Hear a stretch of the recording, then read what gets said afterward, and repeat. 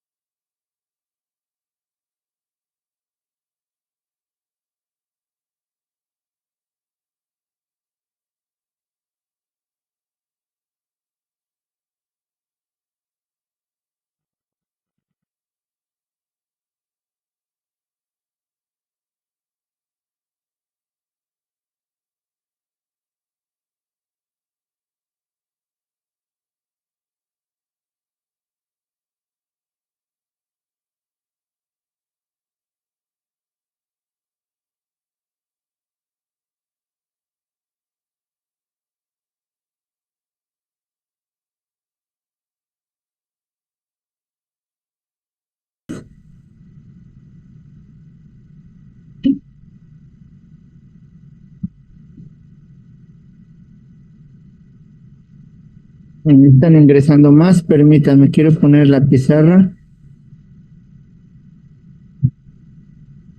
Listo. Sí pueden ver la pizarra, ¿verdad? Sí. Ok. Bueno, vamos a empezar. Para hacer un repaso muy rápido. De acuerdo a las diferentes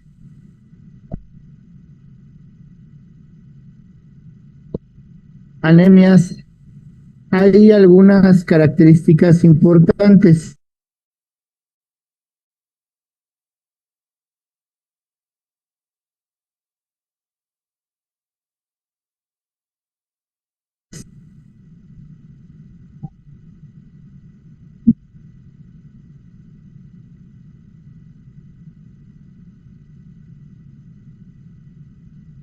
Nosotros tenemos que tener claro que en una anemia nuestra hemoglobina va a estar baja. Si no tiene una hemoglobina baja, nuestro paciente no está cursando por anemia. La pregunta con su tarea del metabolismo del hierro. ¿Ustedes pueden tener deficiencia de hierro sin tener anemia?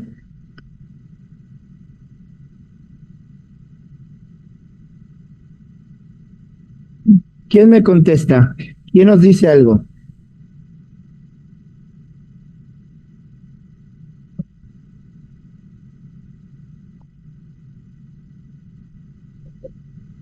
¿Podría ser que en una deficiencia de almacenamiento de hierro no se muestre algún síntoma o signo de anemia? En una deficiencia de hierro, sí. ¿Pudieron ver el texto? Aquí lo tengo. Quiero abrir para que partamos desde el documento de la clase. Sí puede haber deficiencias, ¿no? Porque no solamente se encuentra en hemoglobina, sino también en la mioglobina, en la transferrina, en las enzimas, ferritina. Ay, no le escucho bien. ¿Podría más fuerte, porfa? Le digo que sí pudiera haber deficiencia de hierro porque no solamente se encuentra en la hemoglobina, sino también en la mioglobina, en la ferricina, transferrina, enzimas. Ok. Bueno, ya pudimos ver en la segunda página de nuestro artículo, nos habla del hierro activo y que el 65% del hierro activo es la hemoglobina. Esto es bien importante porque nosotros podemos entender que antes de que nosotros tengamos la hemoglobina baja, tuvimos que haber pasado por 3 etapas. ¿Sí? Tenemos 3 etapas de la deficiencia de hierro. Y la cuarta etapa es la anemia. Se comporta igual la anemia. Vamos a ponerle aquí. No me gustaría tener el plumón. Una anemia en un adulto que en un niño.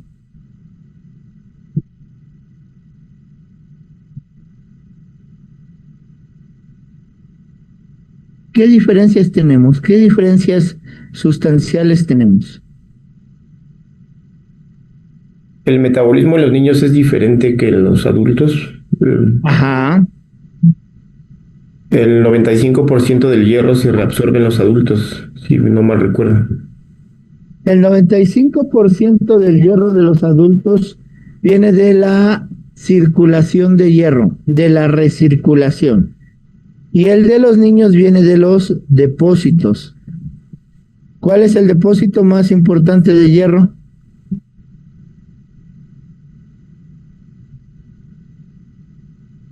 La ferritina. ¿Se acuerdan? Ferritina menor a 10 nanogramos por decilitro es igual a anemia por deficiencia de hierro. Y algo que tenemos que tener muy, muy claro en estas anemias o en estas enfermedades, vamos a quitar esto. En las anemias es algo importantísimo. La hemoglobina va a estar baja de acuerdo a la edad, sexo y altura sobre el nivel del mar. La anemia, lo vamos a dejar así, la anemia de los adultos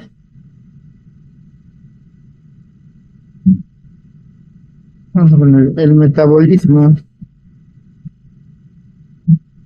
del hierro del adulto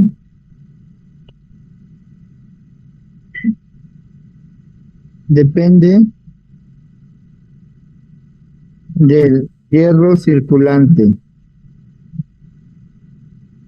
Y en el niño depende de la ingesta.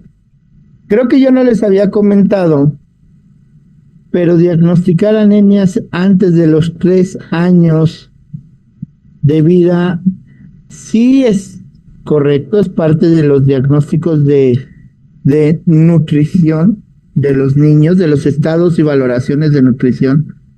Pero ¿qué creen? Los niños empiezan a llenar sus depósitos. Empiezan a que todo el hierro que llega lo vuelven hemoglobina, que es hierro funcional, y los depósitos se van llenando poco a poco, con lo que va recirculando. Por eso la dependencia del hierro circulante en el metabolismo de los niños es fundamental para un buen desarrollo. Lo que nos ayuda mucho en los índices eritrocitarios es la HCM. ¿A qué nos ayuda la HCM? ¿Qué quedamos que es?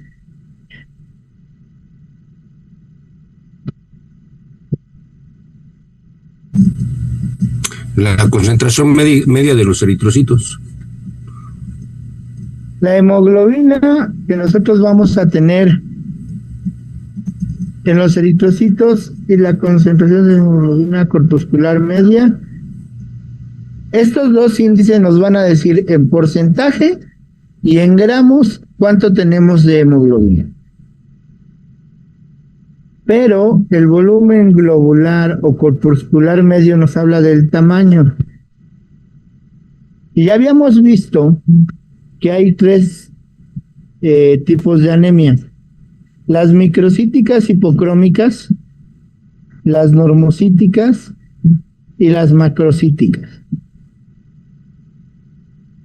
¿Quién se acuerda de las de acuerdo a los tamaños? Vamos a poner anemia microcítica, hipocrómica. Aquí, ¿cuál es la principal anemia? ¿Se acuerdan?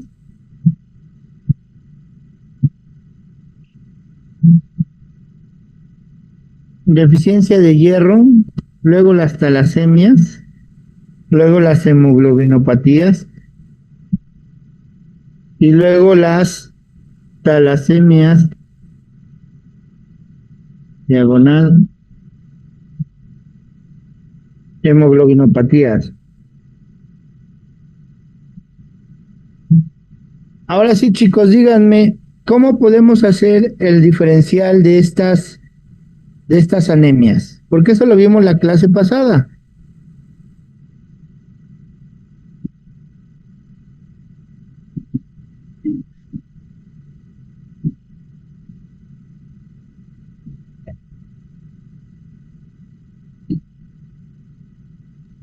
¿Cuál era la pregunta exactamente, profe? ¿Cómo podemos diferenciar en una anemia microcítica hipocrómica, que es cualquiera de estas? ¿Cuáles son los estudios secundarios?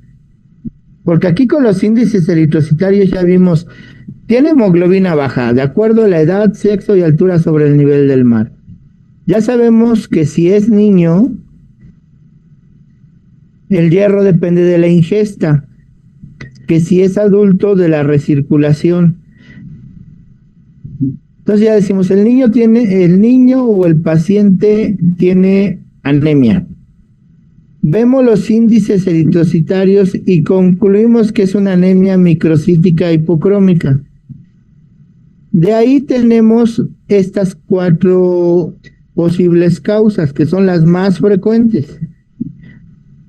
¿Con qué estudios vamos a confirmar o descartar?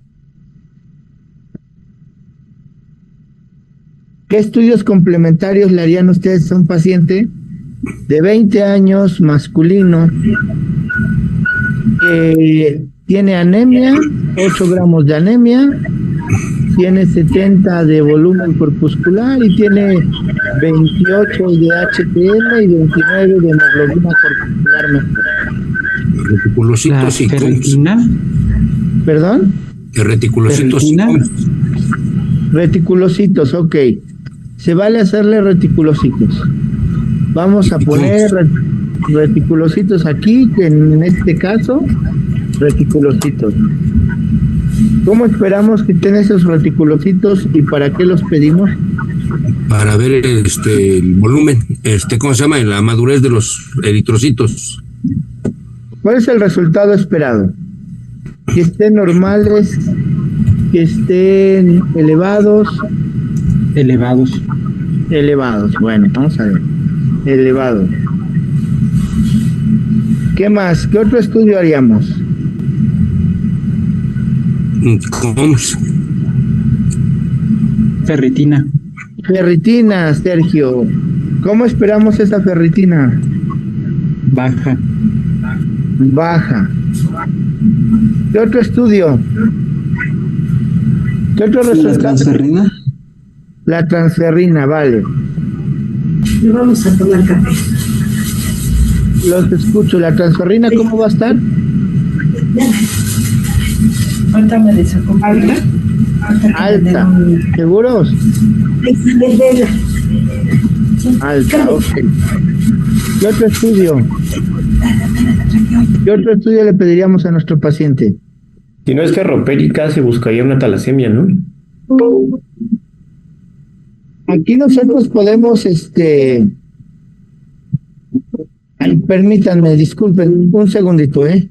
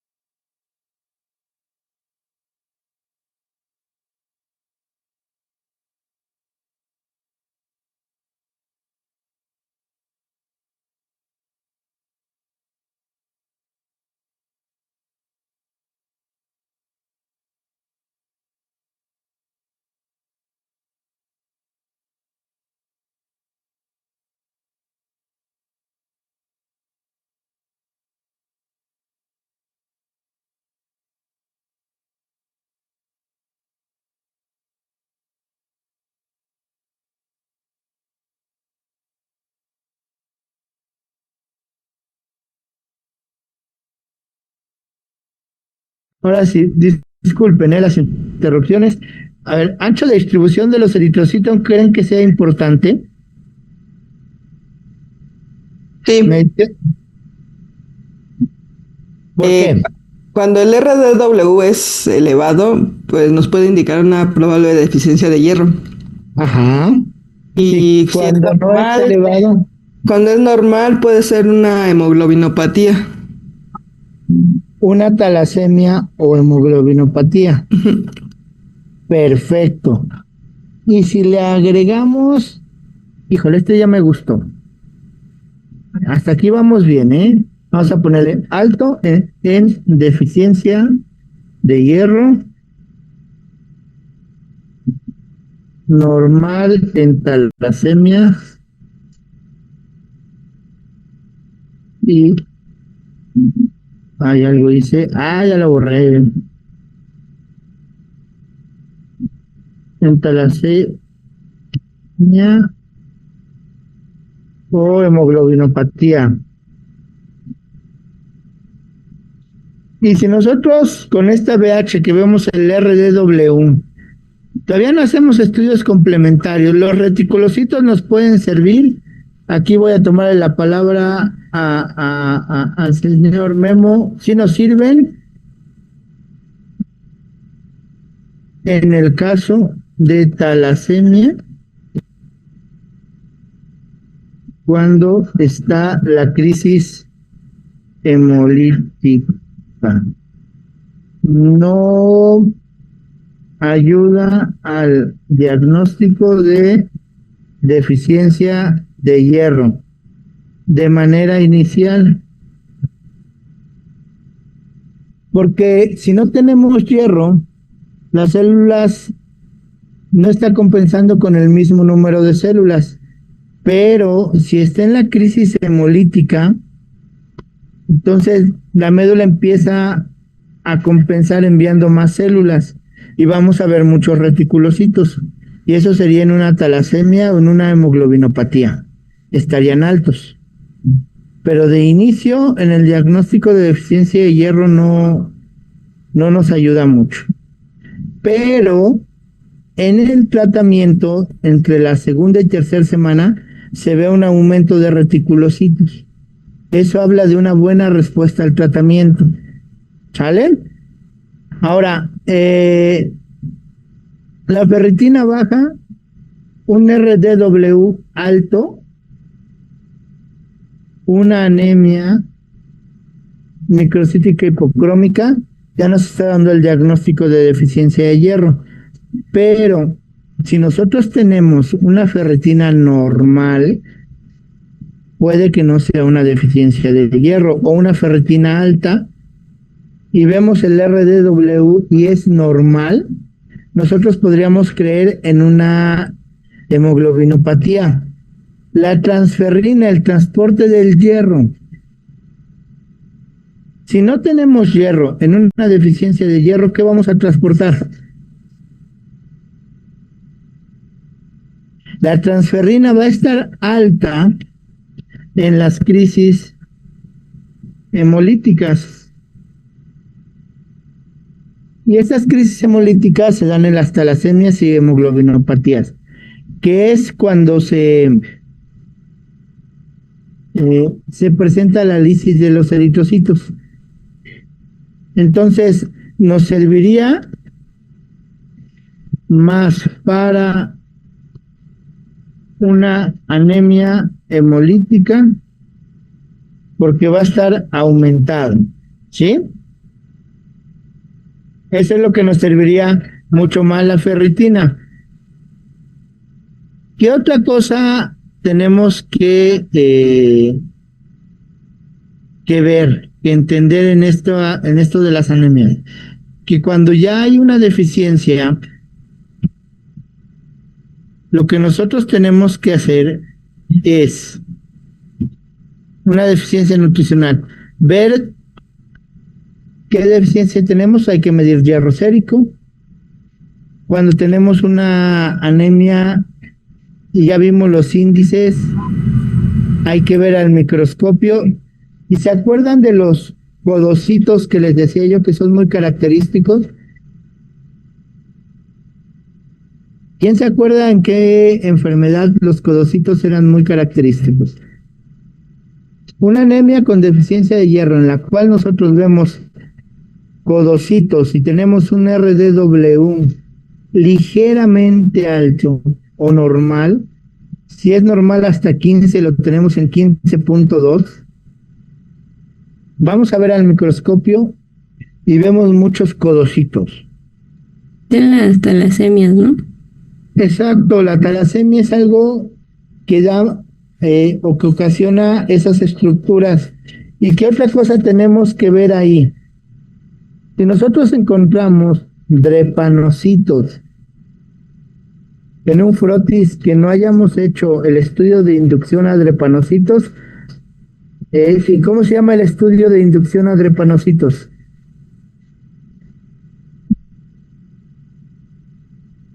¿Con qué se hace ese estudio?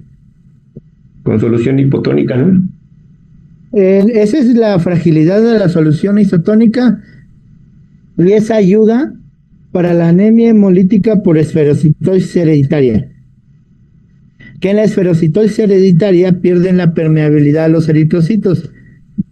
¿Tuvieron esos artículos para leerlos? Estaba en el de hemoglobinopatías del doctor Guillermo Ruiz Reyes.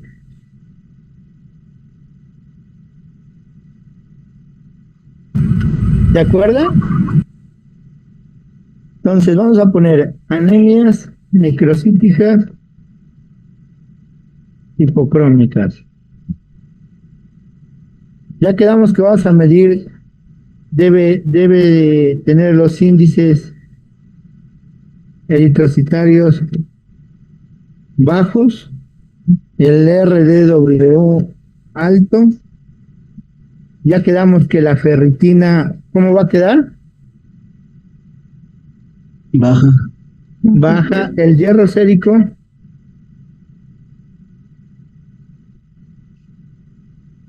Bajo, porque es el hierro funcional.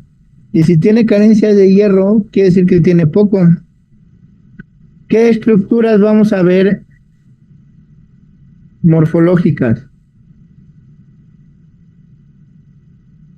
Yo les ayudo. Vamos a ver de todas formas y tamaños de normal a pequeños. predomina la anisocitosis. ¿Se acuerdan? Y aquí las cruces las da el valor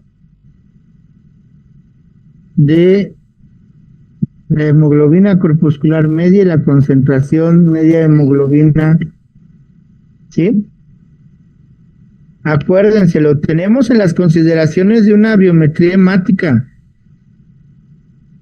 Luego, para comprobar, ya tenemos estos dos, el RDW alto. Si nosotros vemos codocitos, tenemos que pensar en una talasemia, hemoglobinopatía. Por favor, ténganlo muy claro en las normocíticas, normocrómicas. Si nosotros ya pensamos, ya hasta acá, vimos ferritina baja, hierro sérico y ya podemos decir que es una anemia por deficiencia de hierro. Si esto está alto y esto de normal a alto, y estructuras morfológicas vemos todos y vemos codocitos, vamos a pensar en una talasemia. Y además, ¿qué estudios serían complementarios para esto? Y así se los comenté yo.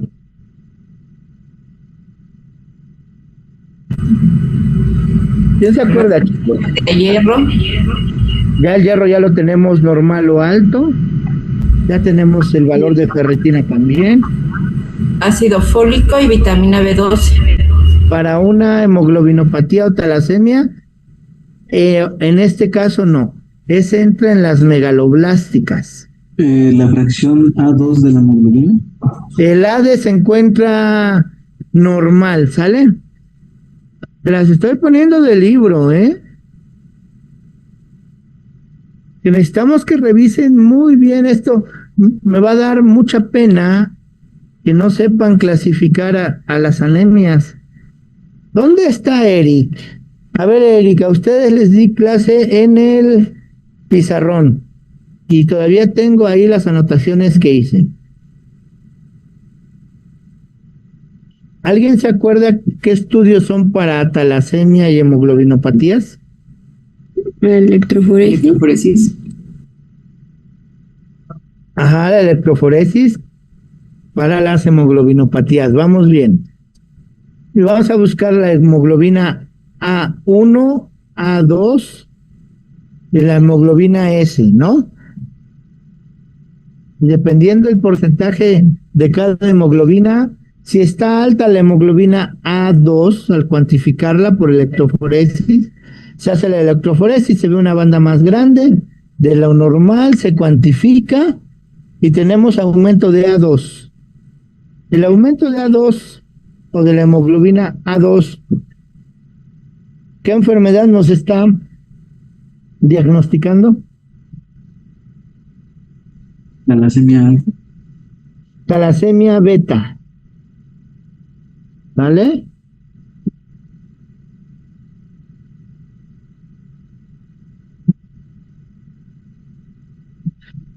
¿Qué más? Y si nos dio normal y vemos el fragmento de hemoglobina S elevada, ¿qué diagnóstico nos está dando?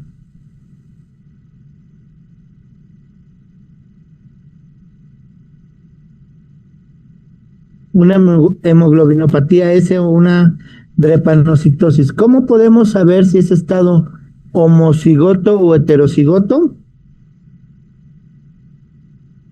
¿Podemos usar el frotis para eso? Homocigoto que tenga los dos genes mutados, heterocigoto que solo tenga uno y produzca la mitad de las células con funcionalidad y la otra mitad no.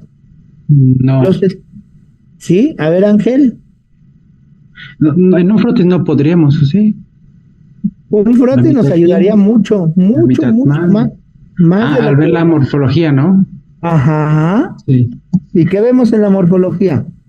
Unas eritrocitos en su forma regular y los otros afectados. Vamos a aquí voy a poner mi super drepanocito. ver drepanocitos en un frotis de sangre periférica, en un paciente que ya hicimos electroforesis, tenemos que regresar a revisar el frotis porque no se nos pudo o no se nos debe ir la presencia de drepanocitos. Los estados homocigotos de hemoglobina S o de la drepanocitosis se observan sin la prueba de inducción, o sea, al frotis los vamos a estar viendo y vamos a ver varios, ¿sí? Yo creo que les voy a pasar otra vez las de lo que tienen que ver. ¿Y qué otra cosa es importante en ello? Que si no lo vemos y se hace la inducción con metabisulfito de sodio, que esto hace que los eritrocitos caigan en hipoxia y cuando se va acabando el oxígeno, los eritrocitos se deforman y dan positivo a la inducción con metabisulfito. Los estados homocigotos, pues con más razón van a dar positivo, ¿sí? Y ahí podríamos tener el diagnóstico. Me voy a ir a buscarles la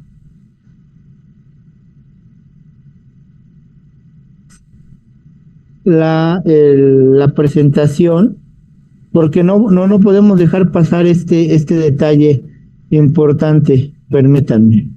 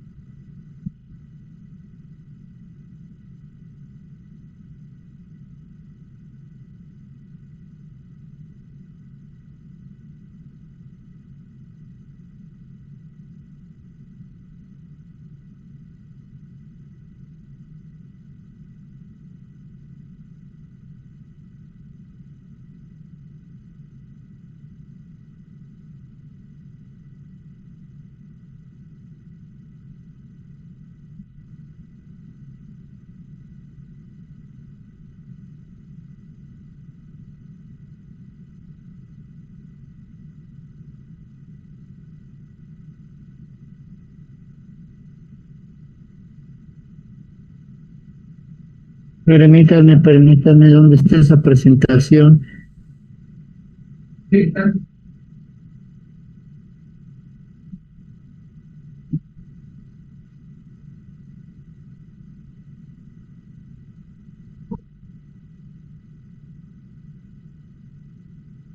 Vamos a ver. ¿Ya pueden ver la pantalla? Sí. A ver, chicos. Ya. Estas imágenes yo se las mostré cuando vimos anemias. Y les dije, este es lo más aparentemente normal, salvo esto, que puede ser que hayan estado opsonizados y que el macrófago los haya querido fagocitar y escaparon. Puede ser una anemia hemolítica, ¿sí? Veamos estos eritrocitos, vean estas deformidades. Es lo más normal aparentemente, pero esto no es normal. Su zona central de palidez está muy grande, ¿sí? Y cuando veamos esto nos tiene que llamar la atención y tenemos que buscar más. Y cuando los vemos así, es una hemoglobinopatía S. Y cuando vemos muchos de estos eritrocitos en diana o podocitos, vamos a pensar que es una talasemia. ¿Ves? Tiene los precipitados, inclusiones, punteado basófilo. Es una anemia, es una crisis hemolítica de una hemoglobinopatía S. Si nosotros le hacemos reticulocitos a este paciente, los reticulocitos van a estar altos, ¿sí? Ahora, hablábamos de la etapa de depleción de hierro. Sí, claro que hay depleción de hierro. Antes de caer en una anemia, hay deficiencia de hierro, es lo primero que ocurre. ¿Sí? Lo que les decíamos de los reticulocitos, cómo aumentan y luego disminuyen después del tratamiento. Por favor, revisen sus notas y vean cómo vamos a tener diferentes anormalidades con los índices eritrocitarios bajos, y vean cómo la ferritina es un gran marcador de la deficiencia de hierro. Y aquí está microcitosis hipocromia. ¿Se acuerdan que la PPZ se eleva en la deficiencia de hierro? Y para comprobar una talasemia beta hay que cuantificar la fracción de hemoglobina A2. Si está elevada es talasemia beta. Si está normal, hay que buscar otra talasemia o alguna hemoglobinopatía. Hablamos del receptor soluble de transferrina, que en su momento era la prueba que podía sustituir a la ferritina. Y aquí está la parte del balance de la deficiencia de hierro. Puede haber en un exceso la hemocromatosis o la sobrecarga de hierro, también es una enfermedad. Y aquí tenemos cómo se observan los diferentes parámetros. Aquí están los estudios para una hemoglobinopatía. ¿Sí? Y se acuerdan que íbamos a buscar y a ver de qué se trataban en el artículo, que esa era la tarea. Porque imagínense que por haber direccionado mal los estudios en una anemia microcítica hipocrómica, le mandemos a hacer todo esto y resulta que era una anemia por deficiencia de hierro, nos va a dar pena. Una ferritina vale 300 pesos.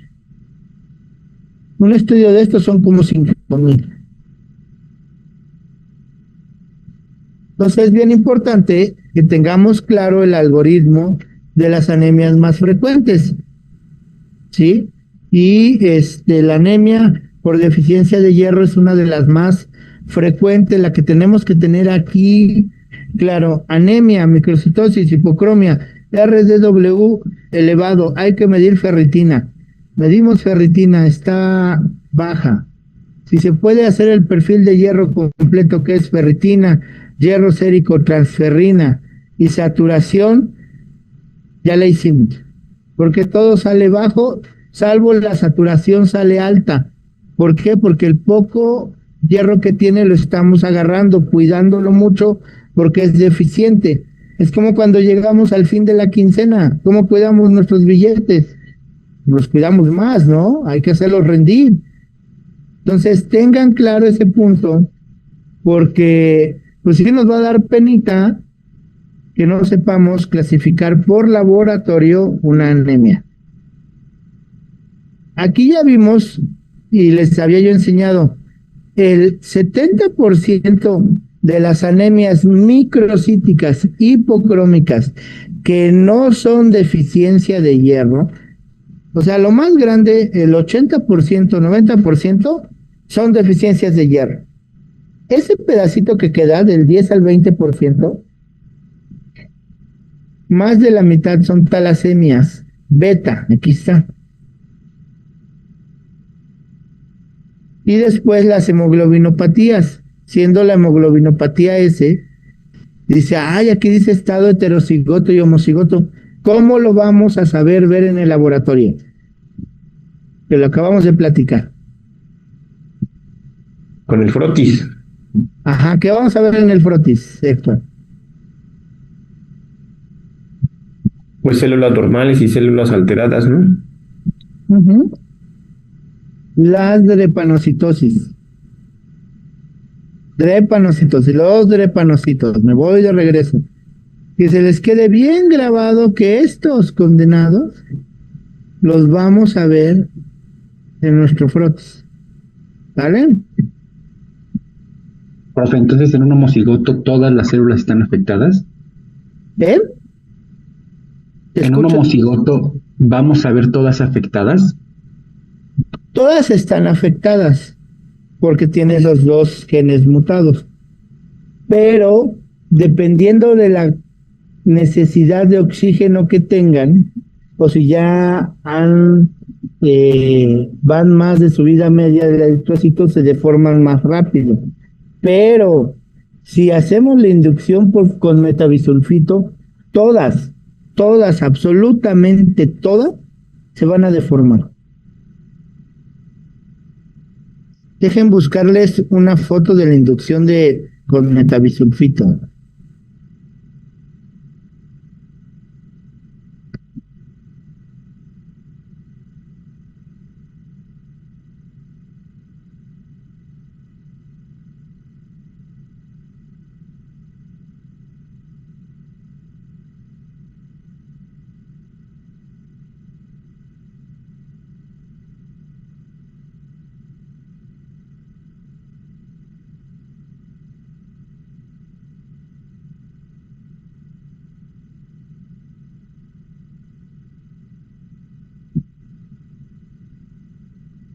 Permítanme.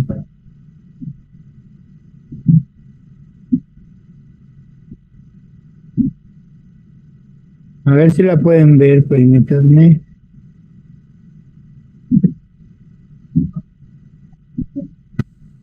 Ahora sí lo estoy enseñando a ver a través de un TikTok. ¿Ya vieron cómo se observan? Todas se deforman.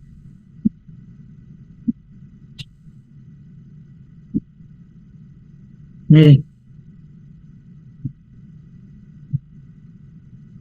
Entonces, si nosotros llegamos a ver células como estas,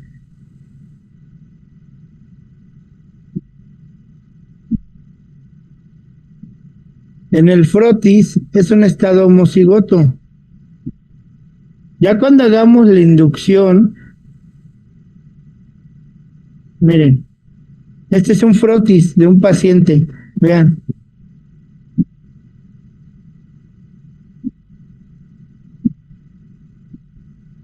¿Sale? Esto es bien importante que ustedes lo tengan, lo tengan claro, ¿vale?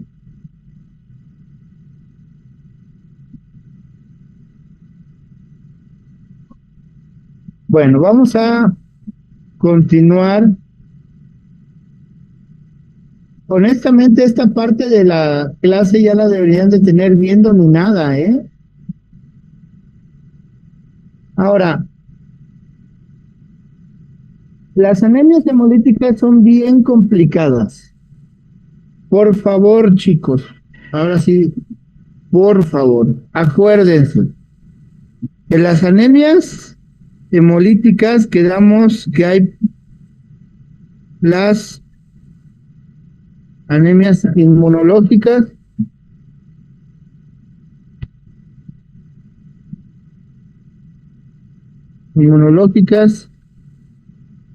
las membranopatías, enzimopatías. Principalmente, ¿se acuerdan cuál es la prueba principal que tenemos que hacer en las inmunológicas?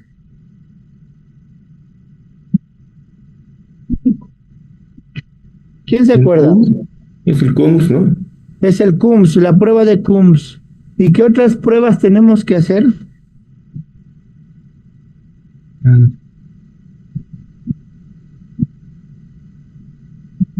Ahí también es el de la solución hipotónica. Sí, pero esa sería en las membranopatías. ¿Quién se acuerda cómo habíamos dicho que teníamos que buscar las inmunológicas?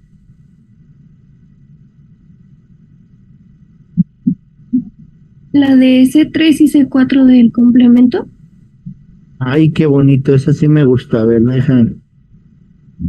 déjame buscar la presentación. Esta. Aquí está.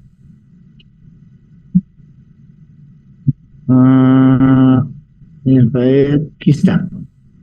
C3 y C4 de complemento, ¿por qué? Porque al estar habiendo ataque a la membrana, se consumen El C3 y C4. Exactamente. Y si ya ahorita que veamos inmuno, que es a mí me apasiona la inmuno, vamos a hablar de la opsonización, de la vía clásica y la vía alterna y la vía de las manosas de complemento. Pero la vía clásica nos dice que la unión antígeno-anticuerpo, que este es un anticuerpo unido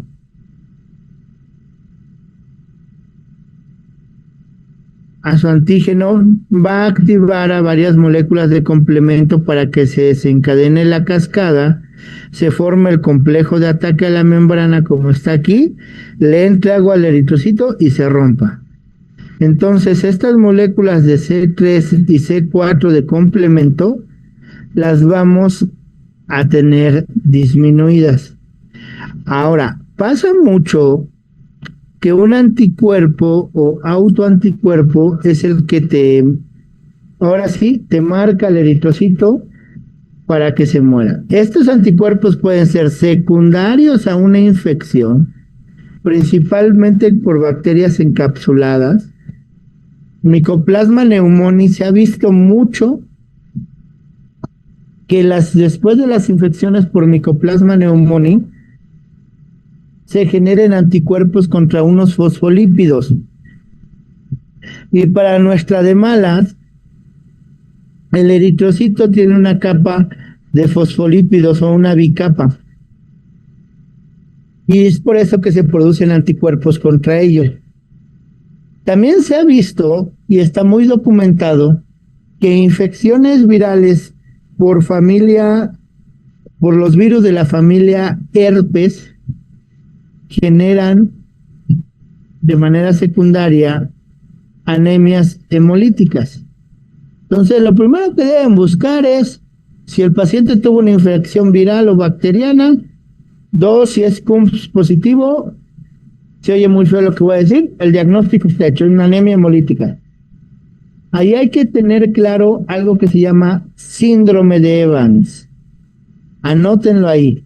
El síndrome de Evans es la presencia de anemia y trombocitopenia, o sea, plaquetas bajas, ocasionado por un componente inmunológico. Si yo ya les dije esto del síndrome de Evans, ¿qué quiere decir? ¿Quién me explicaría qué es lo que tendríamos en contra de las plaquetas y de los eritrocitos?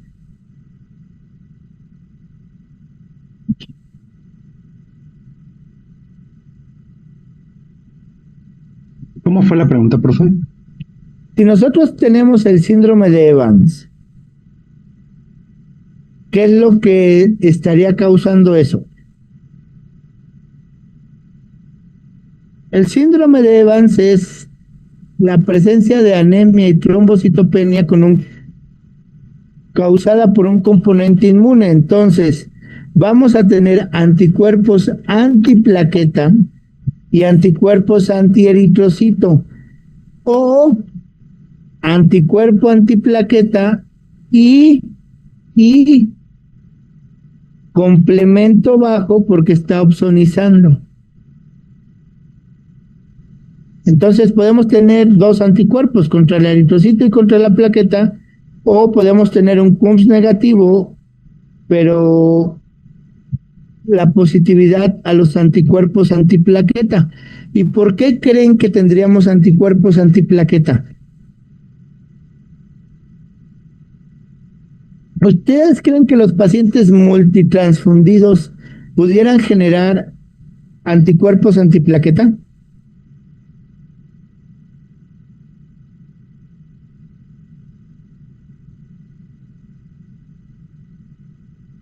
Ustedes han visto, o la gente que trabaja en banco de sangre, ha visto que las plaquetas se pueden transfundir hasta de diferente grupo sanguíneo. Pero esa vida media de esas plaquetas es menor a las que son isogrupos. Y la explicación puede ser el sistema AB0. Si bien las plaquetas no expresan grupo sanguíneo, no lo expresan, pero sí están propensas a que un anticuerpo de grupo se una, opsonice, active complemento y destruya la pobrecita plaqueta. O la opsonice y llegue un citotóxico o llegue un macrófago por estar marcado y la opsonice. Entonces, las anemias hemolíticas de tipo autoinmune, tenemos que identificar un componente inmunológico. Un CUMS positivo, C3 o C4 positivo, tiene que haber reactantes de fase aguda, la proteína C reactiva va a estar elevada, porque es un reactante, y los reticulocitos van a estar altos, porque al estar eliminando estos eritrocitos, la médula ósea va a estar produciendo más, una eritropoiesis acelerada. ¿Sale? La transferrina va a estar elevadísima, porque está transportando el hierro que liberan estos eritrocitos que se rompen para volverlo a recircular. Y muchas veces encontramos depósitos de hierro elevados en el hígado, porque es un lugar donde se puede depositar el hierro. ¿Qué otra cosa es buscar una enfermedad de base? Si bien puede ser la enfermedad de base la producción del anticuerpo contra el eritrocito, que puede ser una enfermedad autoinmune, o otra enfermedad autoinmune, que los que son más comunes son lupus, antifosfolípidos o síndrome antifosfolípido, que son las más comunes. La artritis reumatoide llega a generar anemias hemolíticas, sí, por los depósitos de complemento. Secundaria una infección, también. Secundaria una transfusión, también, porque sensibilizamos al paciente. Los pacientes trasplantados pueden generar eso, también. ¿Vale? Y ya cuando vimos las anemias hemolíticas, vamos a ver reticulocitos elevados,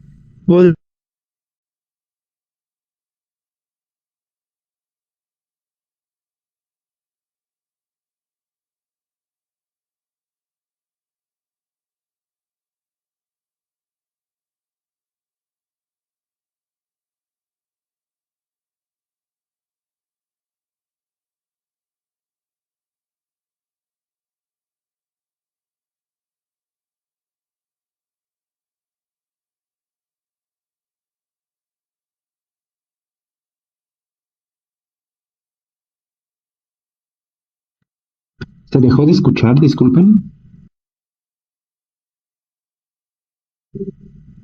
Parece que se desconectó el profe, ¿no? Sí. Perfecto.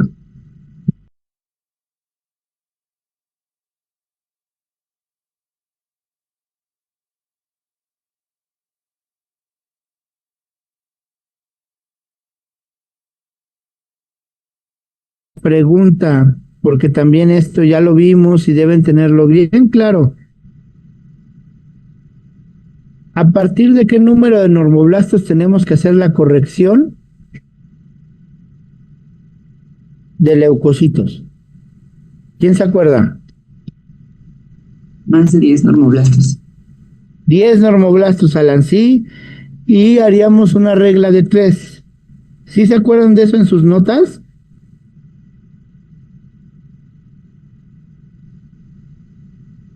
Porque hay varias correcciones que tenemos que hacer, la de normoblastos, la corrección de leucocitos por plaquetas gigantes. Vale. Hasta acá, ¿alguna pregunta? Y nada más me falta para darles el último repaso. Permítanme.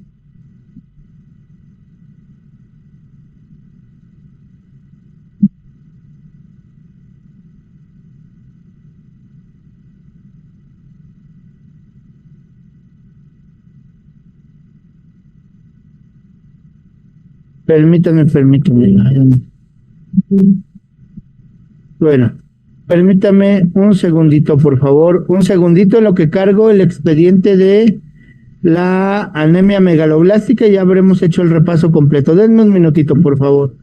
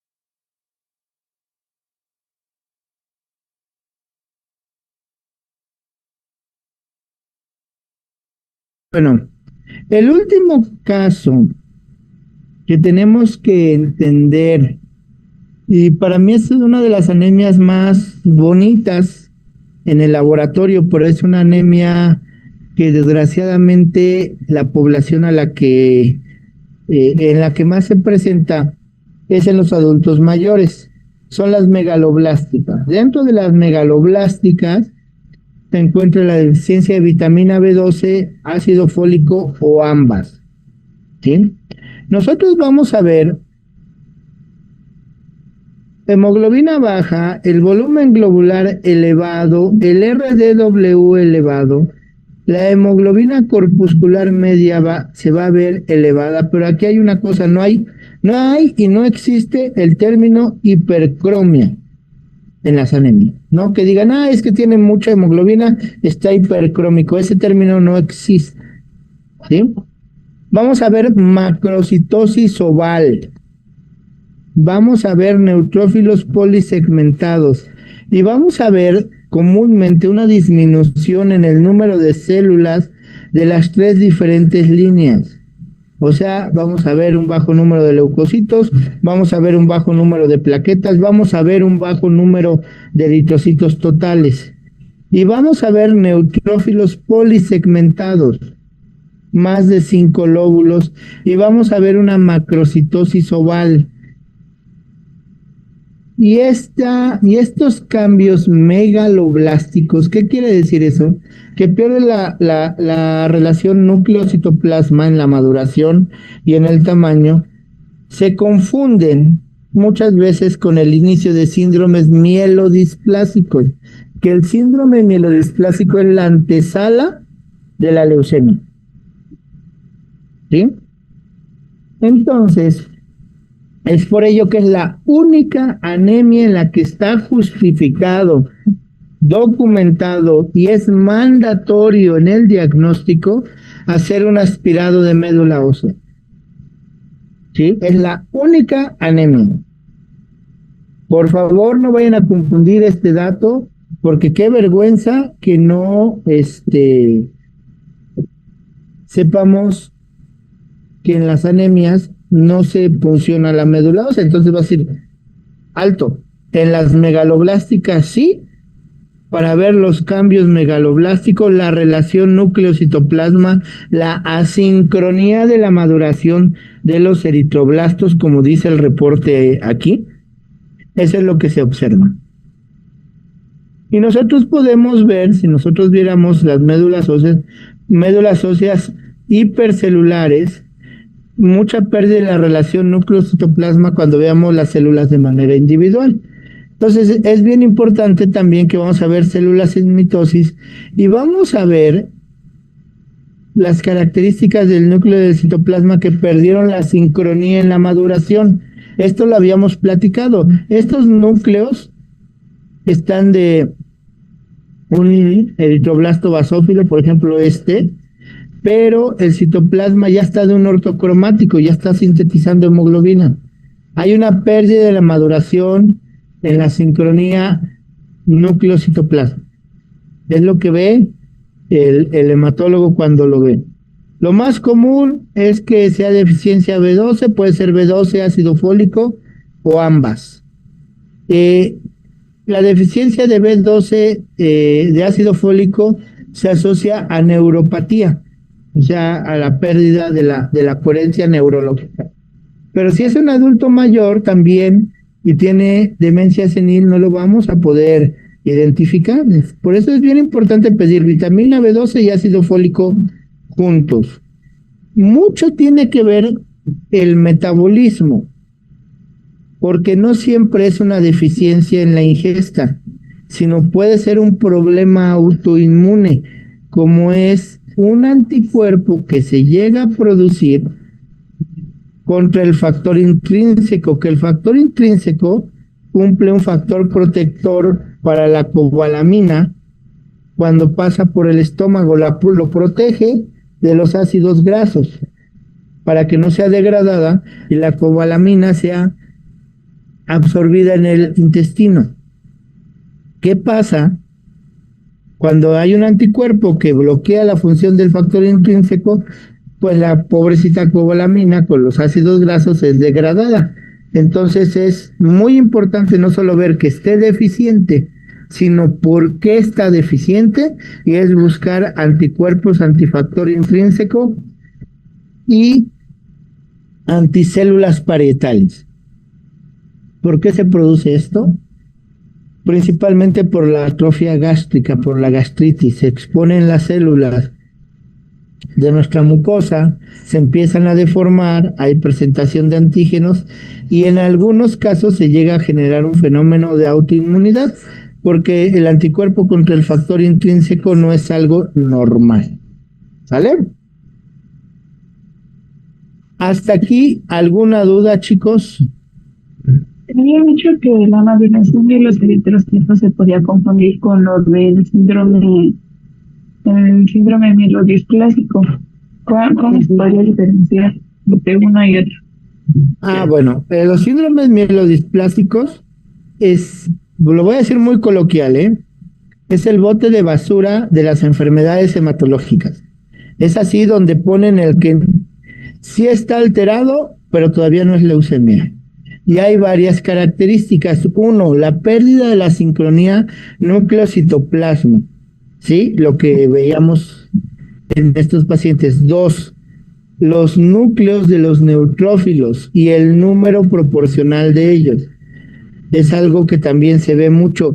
Y otra cosa importante, la presencia de normoblasto y precursores mieloides en sangre periférica sin que supere el 20% de blastos en médula ósea o el 5% de blastos en sangre periférica, porque cuando pasa esos números ya son leucemia. Está en la transición de lo normal, ya es anormal, está aquí en medio, y lo leucémico está de este lado. La gran mayoría de los mielodisplásicos evoluciona a una leucemia. Había un síndrome mielodisplásico que era la anemia refractaria con exceso de blastos, que era una anemia con muchos normoblastos en sangre periférica que superaba el 10%, ¿sí? Pero no tenía precursores tan inmaduros para decir que eran blastos leucémicos, porque si fueran blastos leucémicos sería una M6. Entonces, es bien importante ver la granulación de los neutrófilos, por ejemplo. En los síndromes mielodisplásicos se observan presencia de gránulos primarios cuando ya no debe haber, porque hay una pérdida en la sincronía de la maduración, no debe haber. En los neutrófilos segmentados no debe haber gránulos primarios, tiene que haber los secundarios. Puede haber eosinófilos hipogranulares, o sea que no tengan gránulo. Igual los basófilos con gránulos muy grandes, que no tienen, los eosinófilos tienen un núcleo en espejo, que es casi siempre es bilobulado, igualito de un lado al otro. Pierden esa parte, se vuelven multisegmentados. Pues es mucha característica morfológica y la verdad, los síndromes mielodisplásicos son de lo más difícil en clasificar morfológicamente. Ahorita ya la clasificación de la OMS te ayuda con algunas mutaciones de lesiones y alteraciones moleculares que te ayudan a entender este tipo de enfermedades. ¿Dale? ¿Otra duda que tengan, jóvenes? En la anemia megaloblástica, entonces, ¿en qué momento se indicaría un aspirado? Al momento que la ves, hemoglobina baja, las 3 líneas celulares bajas, macrocitosis oval, o sea, los eritrocitos ovalados y grandes, polisegmentados. Paso siguiente es medir ácido fólico y B12 y el aspirado de médula ósea. No se le hace citometría de flujo, es la observación morfológica del aspirado de médula ósea. Tampoco se le hacen tinciones especiales o algo así, no. Es la pura morfología. Ok, gracias. ¿Alguna otra pregunta, jóvenes? ¿No? Bueno, vamos a hacer una pausa de 30 minutitos, no me salgo de la sesión. Y ya vamos a iniciar coagulación. Yo sí quisiera pedirles que repasaran sus notas de anemias y leucemias, porque esto debe ser el pan de cada día de todos nosotros, aunque no estemos en el área de hemato, pero sí saber cómo abordar las anemias, porque es de lo más común que vemos en el laboratorio. ¿Sí? Y no tiene como una autoevaluación del diplomado respecto a las anemias? O sea, como para sí. saber cuál es el nivel satisfactorio de conocimiento para... Lo que podemos hacer en estos, para la siguiente clase, creo que tengo un cuestionario de anemias. Lo voy a buscar y si lo tengo, se los mando para que generen la información que es importante y que es relevante, para que podamos fortalecer el conocimiento, porque a mí me gusta mucho el hemato, la inmuno, y es donde me gusta fortalecer mucho la academia. Todas las demás áreas son bien importantes, pero esta es como muy de rutina. Al igual que el perfil de lípidos, que diabetes, que la interpretación del examen de orina. Entonces, por favorcito, tenemos que tener como muy claras esas ideas, ¿vale? Pero sí, genero el cuestionario, lo busco y yo espero mandárselos hoy mismo para que lo tengamos como una actividad, ¿vale? Sí, profe, una pregunta. Sí. Leí el artículo, pero no sabía que teníamos que hacer algo de él. Al inicio de la clase dijo, esa era la tarea con respecto al artículo. Les mandé el artículo que de repente no dejaba la página de internet descargarlo, pero bueno, ya se descargó, ya se pudo. Ese artículo hay que hacer un resumen de los puntos claves del metabolismo del hierro para que podamos entender las anemias por deficiencia de hierro. Okay. Para que nos quede mucho más claro. Por favorcito. Nos vemos en 30 minutitos. Bonito día a todos.